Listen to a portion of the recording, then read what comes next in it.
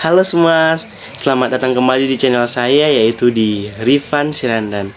Nah, pada kesempatan kali ini saya akan membahas mengenai struktur surat lamaran pekerjaan dan juga kaidah kebahasaan surat lamaran pekerjaan. Sebelum saya bahas lebih lanjut, teman-teman sudah tahu belum apa yang dimaksud dengan surat lamaran pekerjaan? Surat lamaran pekerjaan adalah surat yang biasa kita sertakan bersama CV kita dalam melamar pekerjaan. Mengapa surat lamaran pekerjaan penting?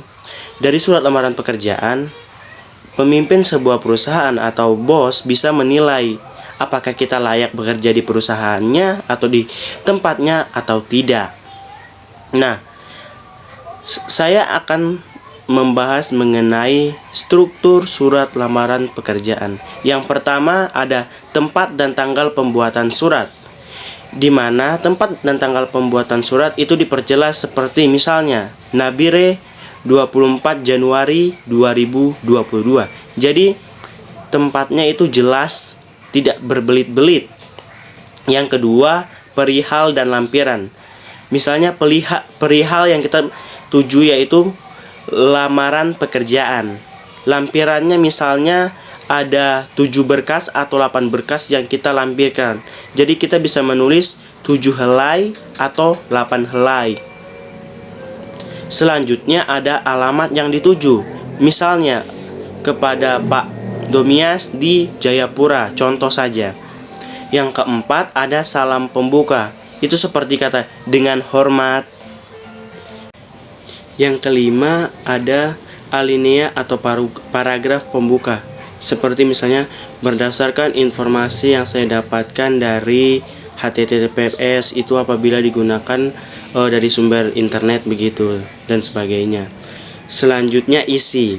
Isi menjelaskan tentang misalnya kita menyertakan atau melampirkan fotokopi kartu keluarga, fotokopi KTP, pas foto 4x6, 2 lembar kah, atau surat keterangan sehat, surat kursus, dan lain sebagainya. Selanjutnya ada salam penutup, itu seperti hormat saya. Selanjutnya ada tanda tangan dan nama terang. Tanda tangan dan nama terang itu seperti tanda tangan kita yang di bawahnya ada nama terang seperti nama saya Rifan Cahya Seran dan tanda tangan di atas dan nama di bawah. Berikut saya sediakan contoh surat lamaran pekerjaan. Pada bagian 1, alamat itu tempat dan tanggal pembuatan surat. Yang pada nomor 2 saya menjelaskan tentang perihal dan juga lampiran. Yang ketiga alamat yang dituju. Keempat salam pembuka. Yang kelima alinea atau paragraf pembuka. Yang keenam isi. Yang ketujuh penutup. Yang kedelapan salam penutup hormat atau hormat saya. Yang kesembilan tanda tangan dan nama terang. Di sini saya hanya melampirkan nama terang saja ya teman-teman. Itu bisa diperhatikan. Jadi tanda tangannya di atas nama terang.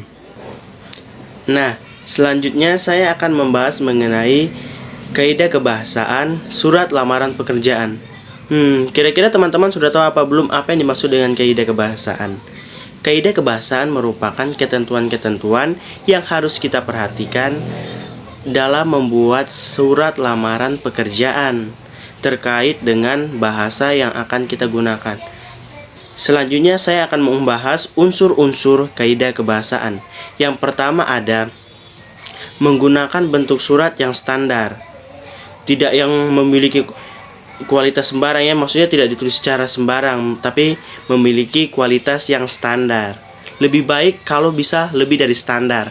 Selanjutnya menggunakan bahasa yang baik dan benar. Yang ketiga ada menggunakan kata yang sopan. Keempat, menjelaskan kata pengantar dengan jelas, singkat, padat, informatif, dan tepat sasaran. Tidak secara berbelit-belit. Jadi saat kita ingin melamar pekerjaan, kita langsung spesifik. Saya ingin bekerja di kantor Bapak Ibu sebagai staf karyawan keuangan, bagian keuangan seperti itu. Jadi tepat sasaran. Yang kelima ada, kita harus memperhatikan tulisan yang bersih, mudah dibaca, dan sesuai dengan kaidah ejaan. Yang keenam, melengkapi bagian-bagian surat dengan norma bahasa surat, seperti penulisan unsur, hal, tempat atau tanggal, alamat, salam pembuka, isi surat, salam penutup, tanda tangan, dan juga nama terang. Hal-hal kecil seperti itu kita harus memperhatikan dalam membuat surat lamaran pekerjaan.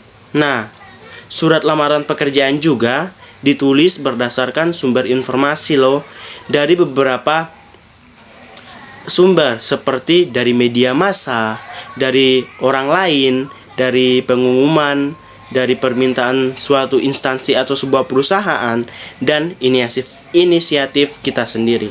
Jadi dalam membuat surat lamaran pekerjaan, kita juga harus memperhatikan pekerjaan yang kita ambil itu kita mendapatkan sumber informasinya dari mana, entah dari media massa, dari orang lain, dari pengumuman, atau instansi yang membutuhkan karyawan, bahkan inisiatif kita sendiri.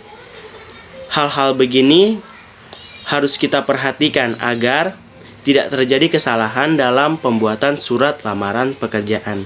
Nah, mungkin sekian yang dapat saya bahas mengenai struktur surat lamaran pekerjaan dan juga kaidah kebahasaan surat lamaran pekerjaan. Saya mengucapkan terima kasih kepada Bu Guru yang telah menonton video saya dan juga teman-teman. Jadi, jangan pernah takut dan ragu untuk membuat surat lamaran pekerjaan. Kalian pasti bisa. Apabila ada perkataan saya yang kurang jelas, saya mohon maaf yang sebesar-besarnya. Terima kasih.